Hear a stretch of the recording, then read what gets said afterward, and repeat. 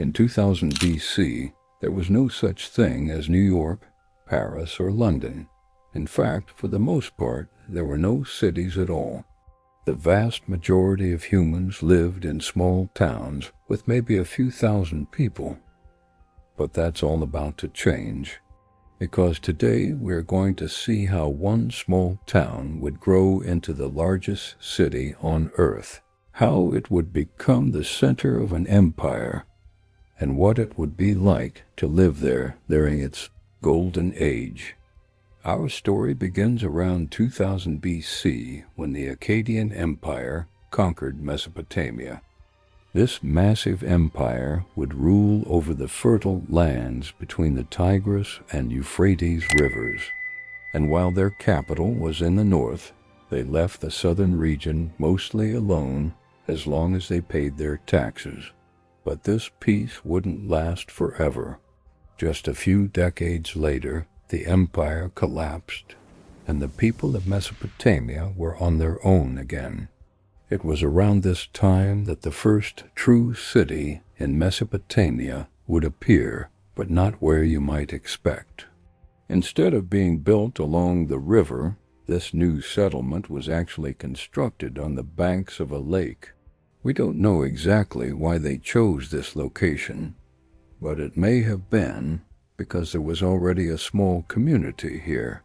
Plus, the lack of predators in the area made it ideal for raising livestock.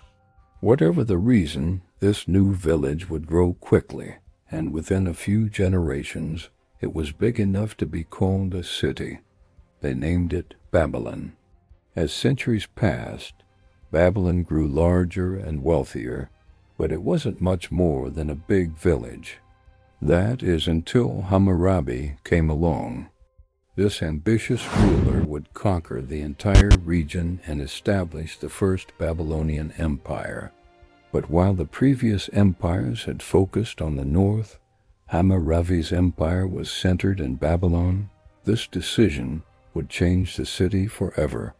In order to keep his empire intact, Hammurabi established a series of defensive walls around the city. And because the old village couldn't handle such a large population, he founded a new city in its place.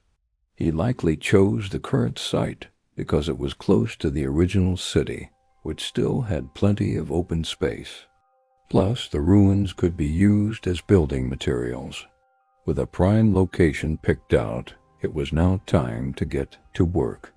The old city needed to be demolished so the new one could be built in its place. So workers cut down every building, then piled the rubble up into huge mounds. They would use these mounds as foundations for the new city walls. Then it was just a matter of carefully planning out the streets and getting everything built. In total, the walls were nearly 30 feet tall and almost 40 feet wide, and they would be so impressive that even modern engineers consider them a major accomplishment. But as we can imagine, constructing these enormous walls required lots of manpower. Luckily, Hammurabi had plenty of slaves to do the work for him. In fact, slavery was so widespread in Mesopotamia that some scholars believe everyone accepted it as normal. As a result, it's difficult to say how many slaves were used to build the city. However, since only the elite had the right to own property, it's possible that only their slaves were forced to work on the walls. This means that upwards of 1,000 slaves could have been put to work each day. At that rate, it would only take about 8 years to complete the wall. Unfortunately for the slaves, their hard work would be in vain, because shortly after finishing the wall, Babylon would be sacked by an invading army. Even though they lost control of the city, Hammurabi's successors would continue to expand Babylon's territory, and eventually it would become the largest city in the world. While Babylon was a great city, it doesn't mean it was perfect. So today we're going to explore what life was actually like there during the time of Hammurabi. Hammurabi's empire stretched from the Persian Gulf all the way to the Mediterranean Sea. This meant that merchants from all over the known world visited Babylon. These travelers brought exciting goods with them, but also spread the diseases of other lands. As a result, doctors were extremely important members of society. While medicine was still largely based on superstition, doctors were still able to learn a great deal through observation. One of their most important duties was identifying different herbs and plants that could be used to treat various illnesses. Depending on the ailment, they may need to brew a concoction of plants and then feed it to their patient. For more serious issues, bloodletting was often used, which involved draining some of the patient's blood and replacing it with animal blood. Sometimes surgery was necessary, but because they didn't have anesthesia, this was only done in extreme circumstances. If you were a patient in Babylon, your doctor may have prescribed you opium to alleviate your pain. Unfortunately, if you were addicted to opium at the end of your life, there was no help for you. Just like today, drug addiction was viewed negatively in Babylonian society. If you were an addict, you were considered a bad person who deserved harsh treatment.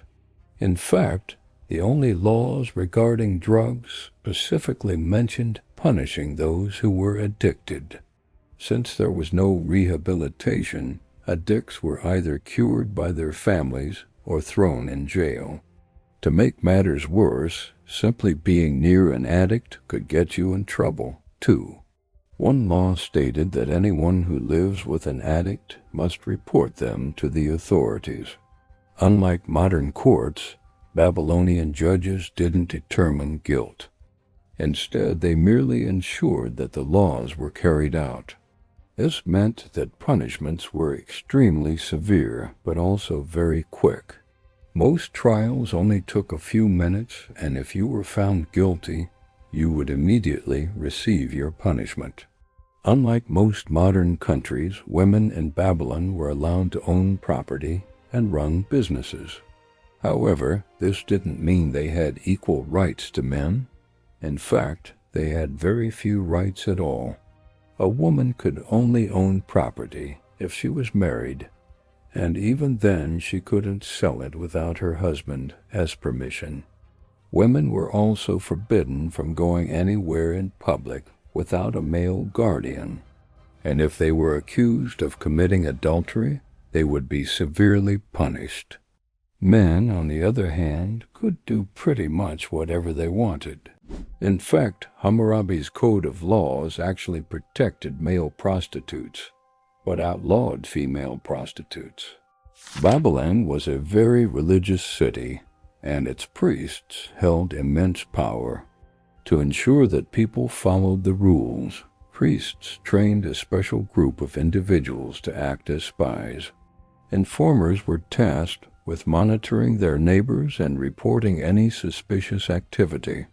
If they heard of anyone breaking the law, they would immediately inform the priest.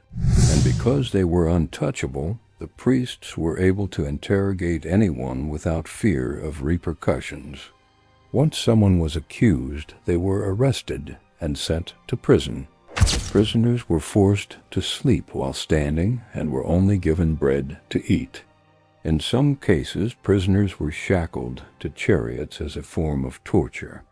But if the accuser was willing to pay a bribe, the prisoner would be released. With so much crime running rampant, it's no surprise that prisons were incredibly overcrowded. In fact, at times there weren't even enough shackles to go around, so prisoners would share them. In some instances, prisoners would trade food for sex. If guards caught two prisoners engaging in sexual activity, they would flog them and throw them back in their cell. Interestingly enough, prisoners could reduce their sentence by hiring someone to take their punishment for them. This practice was common among wealthy individuals who could afford to buy their freedom. Now, this is probably the most shocking fact about life in Babylon. Renting a prostitute was perfectly legal as long as you could pay the exorbitant prices. The wealthiest men would frequent taverns where they could drink beer and wine and meet people. Some tavern owners even employed singers and dancers to entertain their patrons. However, none of these establishments served alcohol to slaves, which was against the law. Slaves were also forbidden from drinking outside of their owner's home. If they did, they could be put to death. On the other hand, if your master got drunk and beat you, you could do nothing about it. Slavery was viewed as a divine institution, and slave owners were encouraged to treat their slaves harshly. In fact, slaves had no rights at all and could be killed for minor infractions. While life in Babylon might seem barbaric to us today, most people probably wouldn't mind trading places with the average person living there. In fact, thousands of years later, the city would fall into the hands of King Nebuchadnezzar II, ushering in a new era of prosperity for the city. During his reign, Babylon was absolutely massive, encompassing over 180 square miles. That makes it almost twice the size of modern-day London. Babylon was also exceptionally beautiful, featuring hanging gardens, massive temples, and towering statues.